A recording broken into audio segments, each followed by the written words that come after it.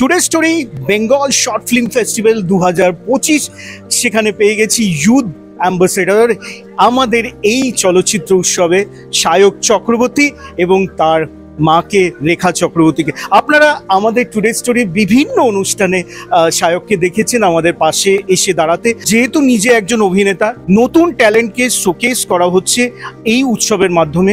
সায়ক কি বলবে? এটা তো খুবই ভালো উদ্যোগ, মানে এত ভালো একটা প্ল্যাটফর্ম, আর যেই জায়গাটায় হচ্ছে সেটা খুবই আমাদের খুব আন্তরিক, মানে খুবই কাছের জায়গা, খুব প্রেস্টিজিয়াস জায়গায় হচ্ছে। আর সেখানে এত মানিগণ্যি মানুষরা আসছেন, সবাই তাদের কাজ দেখতে পাবে। এত সুন্দর প্ল্যাটফর্মটা কিন্তু পেতো না, মানে যারা এখন নতুন ছবি বানায় তারা জাস্ট ফেসবুকে বা ইউটিউবে পোস্ট করে দেয়, কিন্তু এই রিচটা পেতো না।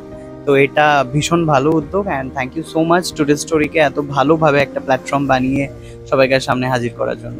এইবার কথা বলে নেব যে মানুষটির সঙ্গে আপনারা নিয়মিতভাবে মুঠোফোনে তাকে দেখতে থাকেন, তার মিষ্টি হাসি আমরাও খুব মিস করি সবসময়। ফেস্টিভ্যালে ঢুকেই চারদিকে শুধু সায়কের ছবি, তুমি কি বলবে?